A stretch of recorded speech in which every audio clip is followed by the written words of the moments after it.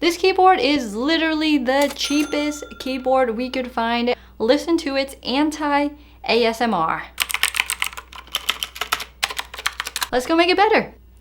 This keyboard's a hot mess, so we're going to need some replacement parts. We're here at our box of goodies. It's weird to see all the stuff that we've accumulated. Starting to feel a little bit like a hoarder here. I'm thinking of painting the top case blue, so maybe we can find some keycaps that might fit that a little bit better. Not black.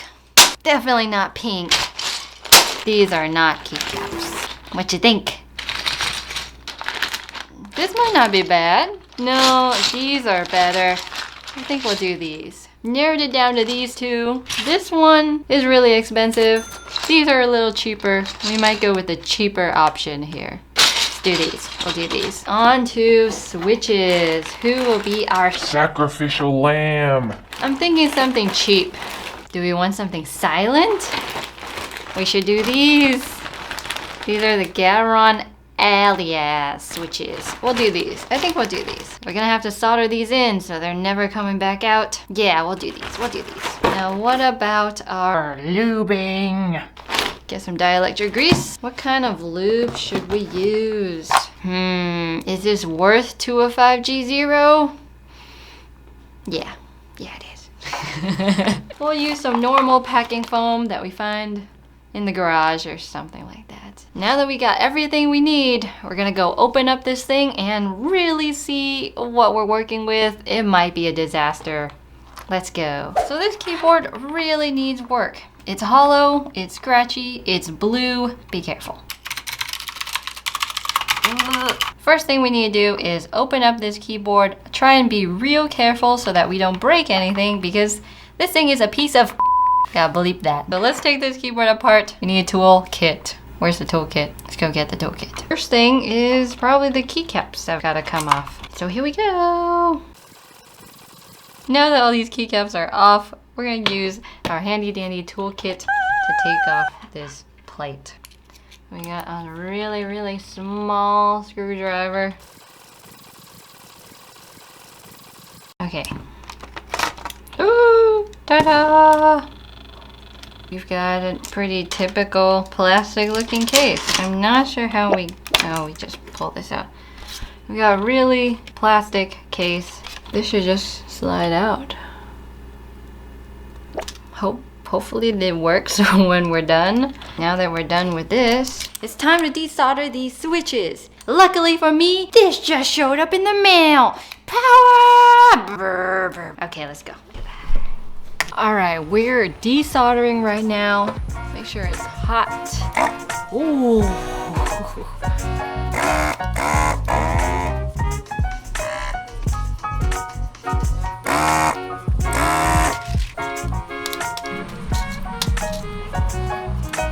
We're done desoldering. We've got a super flimsy plastic plate here. And here is our PCB. It looks pretty fancy, sort of gold, but in reality, it's not good. It's 3-pin. It's 3-pin. And these are 5 pins. So we'll have to put some clippers to these switches, get rid of these legs. This is what came out of our PCB, these Jixian switches. Let's see what build we can ruin with these later on. One's never enough. Let's start lubing. Okay, we're gonna clip these legs. Plop, plop. We're lubing the switch. Lube everywhere. Now for our precious stem that we will not lube the legs of because okay, let's close it.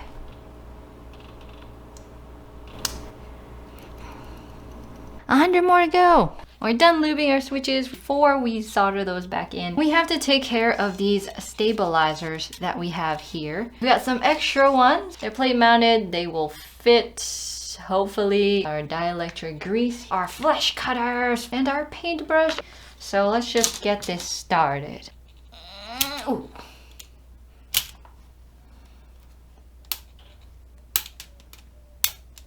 God damn it. It's harder than I thought it'd be. Why are they stuck in here? So stupid. They're stuck. Okay, we'll worry about the space bar last. I'm sweating. I'm sweating taking these out. It's so stupid, so dumb. I'm not sure if these new ones will fit, but let's try it anyways. Old stabilizer, new stabilizer. It fits. It fits. I'm pretty sure I cut. Oh, yeah, I cut myself. I'm just gonna clip them. All of our legs are cut. Got 8 of them. Housing, lube plus housing. Yeah. Put it back in. Add a bunch of that. And now we put it back in. Ooh. So it touched the outside of the bag. I'll start with the space bar. What if it doesn't fit for real? It should fit. Oh, got one. The fit is extra tight. Okay, I'm done. I'm tired. Stabilizer number 2. Yay. Yay. It said there were only 4 stabilizers. That's 5. I gotta clip more stabilizers. Oh, why did I count it wrong? Oh, that one was easy. Cooperative. Oh, okay. Our stabilizers are installed. Dun, dun, dun, dun. Ooh! Sounds pretty good today. Wait. Something has happened. We fixed these stabilizers. Honestly, I'm not sure if they'll work 100%, but it'll be okay. Everything will be okay. Everything will be okay. I'm gonna put all these switches in and then we'll go outside to solder. There it is. Okay. We're ready to solder! We got a mess going on. So funny. Ow. Alright, we're outside. We're ready to solder. It's it's done! It looks okay. Until I turn it around. Then it looks bad. Okay. And now it's time to mess with that case. Probably be doing some spray painting. That's better.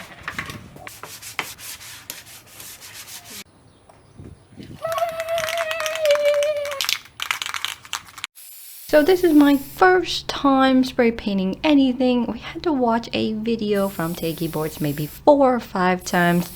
Here I am spraying the case with primer, and you would think primer is like clear, like you put on nails and it's clear, but no, it's gray, and it already looks pretty good being gray already. So primer is supposed to help things stick well together.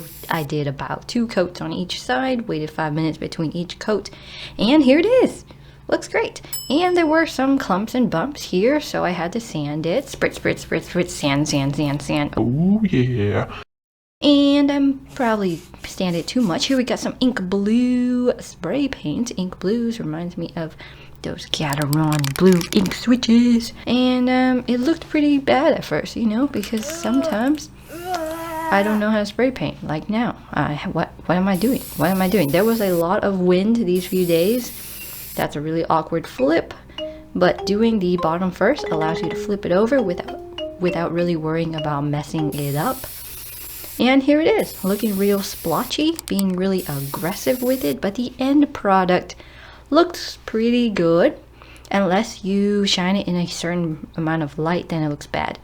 So this case is very hollow. It definitely needed foam. You can see how precise I'm being with this Sharpie marker, just cutting right on the line or not. Definitely not cutting on that line very well. Oh, what am I doing? Go back to grade school. So the best thing about this shelf liner is that it has holes, and you just poke the holes through the holes. You poke the stems through the holes, and ta-da, it fits perfectly. Just put this thing back in and pray it works. Bloop. Cool. Yep, there it is. Close this case up, and you can see the Frankenstein amalgamation of Alias switches and Jixian blue switches. Introducing the iFixit toolkit once again. Put everything back together, put all the screws back together. And because the case was a little hollow, it just didn't sit very well, so I had to loosen some of them. Let's put those feet back on. They fit quite nice. And you know the black and blue thing is pretty good. Be careful with those feet though, because I did not adhere any super glue to it. And time to put on keycaps. Oh, good job me putting on keycaps so quickly. Some of you said that I could just erase this logo off, and I tried, and it's not working. I'm missing 2 keycaps, so what do? I take it from the original keycap set. That looks really ugly. What am I doing? Is this the final reveal? The back looks good. The front looks good. The RGB looks quite nice, actually. Really nice. Everything is really nice. It sounds wonderful, but what are those? Oh, we got another keycap set. Yes. Oh, but that it just stares into my soul. And we'll do that sound test right now.